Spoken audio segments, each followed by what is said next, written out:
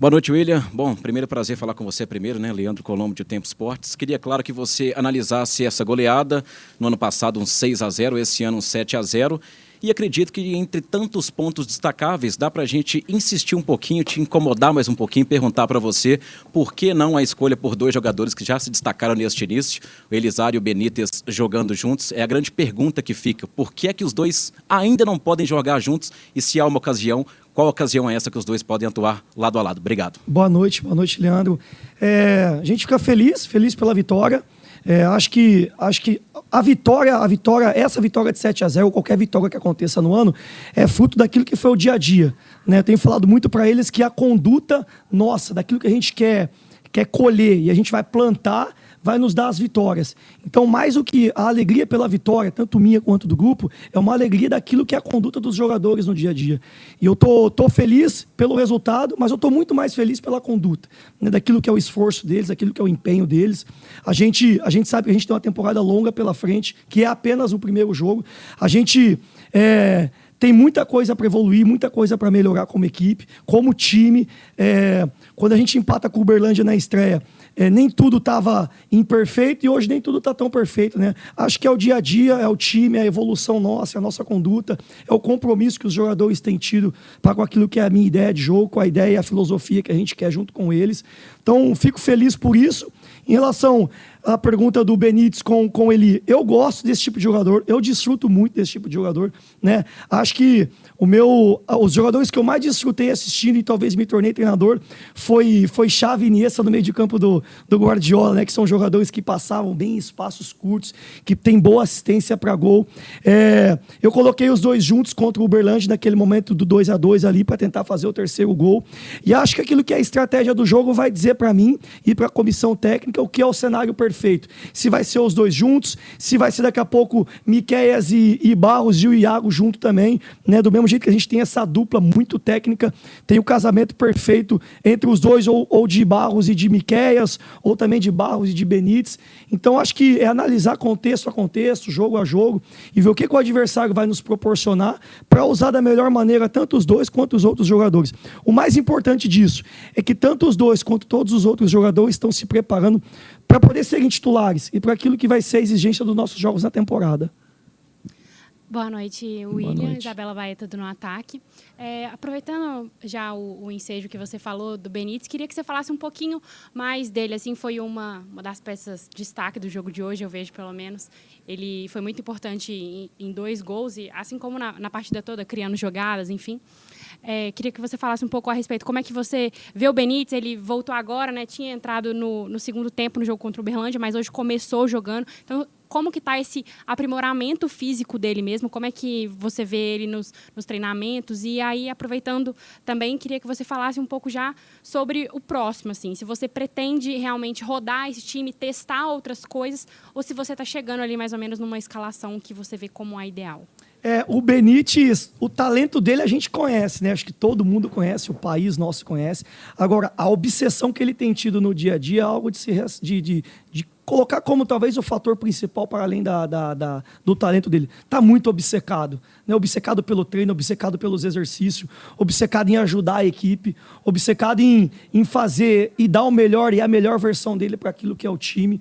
Acho que isso que me deixa muito feliz como líder, como comandante dele e de todos os outros, né? E eu acredito que quando o Benítez tem, e todo o elenco, essa obsessão de fato, pelo treino, pelo dia a dia, o talento vem de uma maneira que encanta todos nós, né? O que encantou em outra hora ele fazer coisas geniais. O Benítez faz coisas geniais, está sempre um passo à frente daquilo que é a posição dele, entendimento de jogo, né? Mas o que me deixa muito feliz, porque o talento dele eu conheço, é a obsessão dele e o que ele tem demonstrado no dia a dia. Em relação ao que foi a segunda pergunta, eu, desde os meus trabalhos na base, né, tanto no América quanto nos outros 2 clubes que eu passei, para mim, eu falei até na coletiva de apresentação que acho que a condição de titular, mais do que pensar em 11 nomes, é aquilo que eu faço com eles no treino, né? Eu não posso pensar em 11 jogadores e dar treino para 11 jogadores. Eu preparar só 11 jogadores. Eu tenho que, como líder, preparar todos os 22 jogadores de linha que a gente tem nesse momento, treinando no elenco, com mesmas condições para poder performar dentro do campo. Eu acho que O jogador se sentir titular é além daquilo que é a escalação inicial. É o treinador dar valor a todos eles de uma mesma maneira, com uma mesma atenção, com os mesmos feedbacks, com os mesmos exercícios, para que no momento que a gente faça uma troca ou substituição, seja pelo motivo estratégico, que eu acho que é o que é mais relevante para mim como treinador. Foi assim no Sub-20 e vai ser assim comigo enquanto eu for treinador na minha vida, né? A condição de titular para mim é como eu preparo os jogadores, muito além do que é a escalação inicial e os 11 jogadores que entram. William, boa noite. Boa noite. Adilson Martins, Rádio Itatiaia. Do jogo do Uberlândia para esse jogo de hoje contra a equipe do Pouso Alegre, você fez 2 mudanças no meio, fez uma no ataque com o Figueiredo e no meio campo você colocou o Miqueias e colocou o Benítez.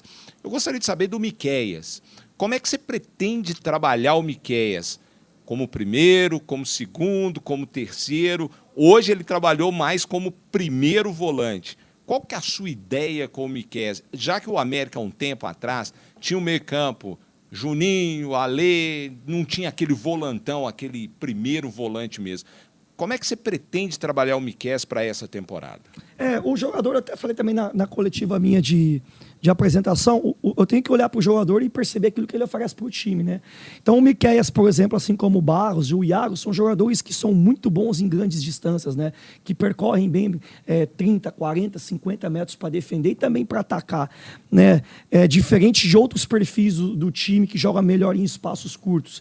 Eu acho que o Miqueias ele pode oferecer para o time jogar de volante, primeiro volante como ele foi hoje, pode jogar de segundo volante como foi um pouquinho ali no segundo tempo, quando eu coloco o Diniz na primeira partida.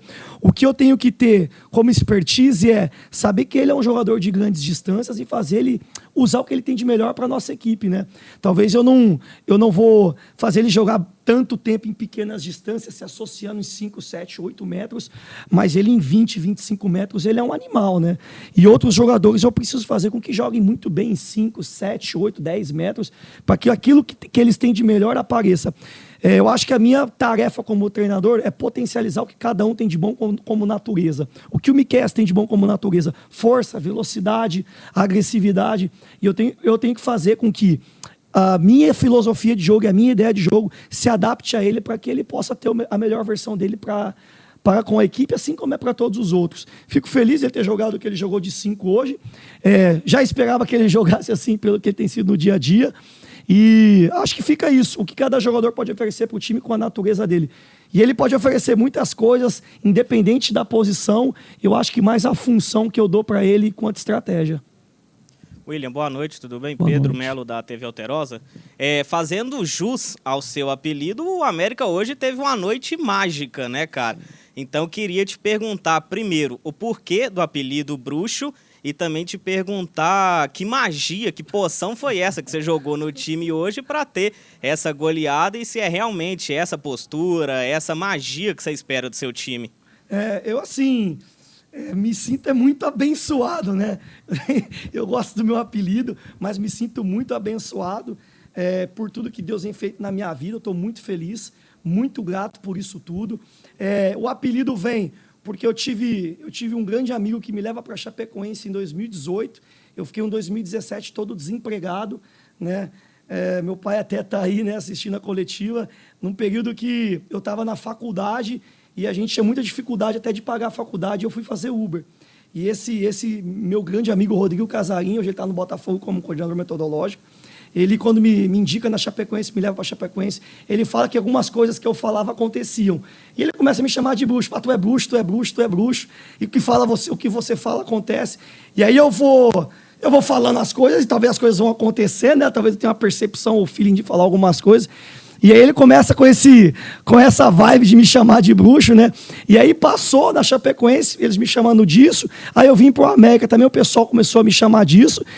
E aí teve muitas coisas que eu falei naquela altura como treinador do 20 do América que aconteceram também, né? Tem um jogo contra o São Paulo no Sub-20 do Brasileiro que nossa equipe queria pressionar alto o São Paulo. E eu falo, não, hoje a gente vai deixar um bloco médio e vamos matar o jogo com 2 contra-ataques. O Igor Gabriel faz 2 gols de contra-ataque. Rapaziada via do banco e fala assim, porra, tá foda, hein, bruxo? Então, acho que tem muito disso. E muito trabalho, né? Acho que além talvez eu não sei se tem essa mística mesmo, se eu acerto mesmo, se eu trabalho muito, mas sei que tem o trabalho por detrás de tudo isso, né? E o empenho que tem tido desde lá de trás. Sou grato ao Rodrigo Casarim por ter me dado esse apelido e a empresa que eu trabalho, né, a Sete Braga e o Benjamin, ter propagado isso ainda mais quando eu ainda era treinador do Vasco. E ficou, eu gosto, eu desfruto, né? E acho que tudo que é para positivo é para o bem e prospera. William, você sabe melhor do que nós, o Matheus Henrique é um meio-campista de origem que foi deslocado para a lateral direita. Sim. Dá para a gente perceber nesse início, ele participando um pouco mais ativamente da saída de três, um pouco mais pelo meio-campo. O fato de você utilizar o meio-campista, agora lateral direito, Matheus Henrique, mais no meio-campo, isso é de início de trabalho porque os adversários permitem ou é uma tendência no seu trabalho para a temporada? O Matheus, o fato é curioso, né? Porque foi na Copa São Paulo de 2022, a gente perde o Lucas Gabriel na lateral por Covid, se eu não me engano, e o Matheus estava de 8 naquela época, de meia, né? E aí a gente fica sem lateral para o jogo contra o Novo Horizontino, nas oitavas de final. E eu começo a observar com o elenco, junto com o Myron, com a comissão na época, quem a gente colocaria naquele jogo.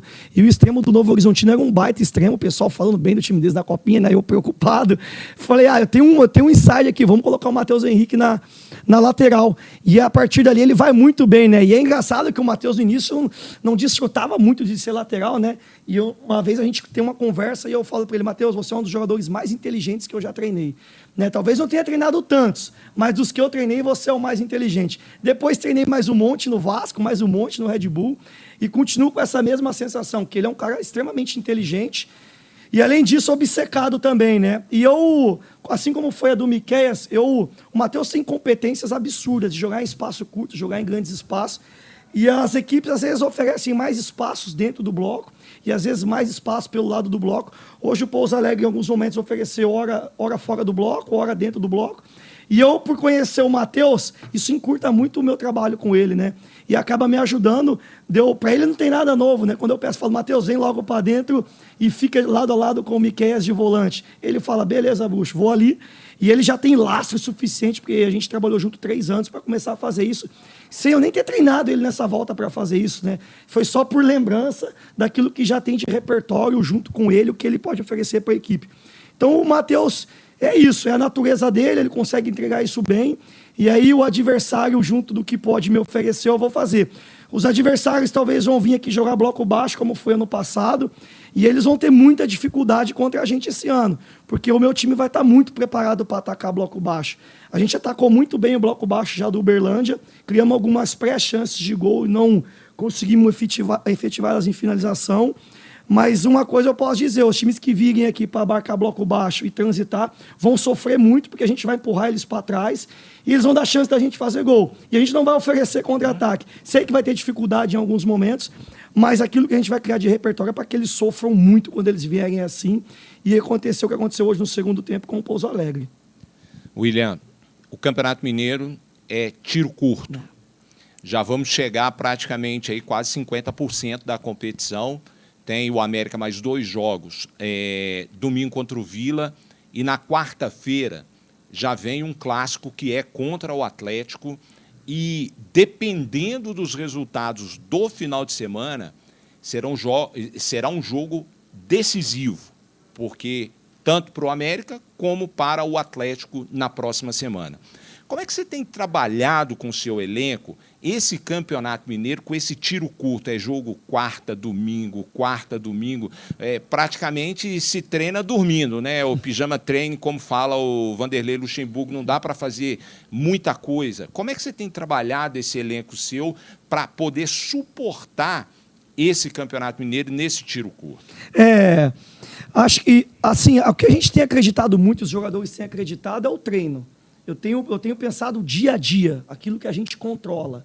Né? A gente controla o nosso compromisso, o nosso empenho, aquilo que é estratégico, eles conseguirem cumprir aquilo que é estratégico.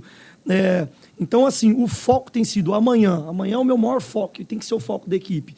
E aí, sábado, o maior foco. E depois, no domingo, foco em cima do Vila Nova.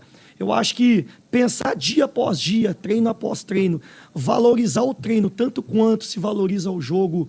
O futebol tem a cultura de valorizar o dia do jogo, né? O dia mais importante é o dia do jogo. Mas como a gente se preparou, o que aconteceu até o dia do jogo, né? Eu acho que o mais importante é isso. o dia do jogo, o dia do jogo ser o reflexo daquilo que foi o dia do treino, né? Então, eu estou muito preocupado com o treino, com o que a gente faz, com os nossos comportamentos. Eu, o húngaro, que é o meu auxiliar, é o que a gente pode traçar enquanto treino e comportamento, né? A gente sabe que tem comportamentos coletivos que a gente tem que evoluir, que a gente vai evoluir durante um ano, né? Eu repito, nem tudo, apesar do resultado, foi tão perfeito, né? Foi muito bom porque a gente se preparou bem. Então, eu tenho a preocupação com o Vila, depois vou pensar no nosso rival, e vou pensar mais do que isso, treino após treino, o que a gente pode construir para a gente estar pronto e preparado para poder merecer a vitória, né?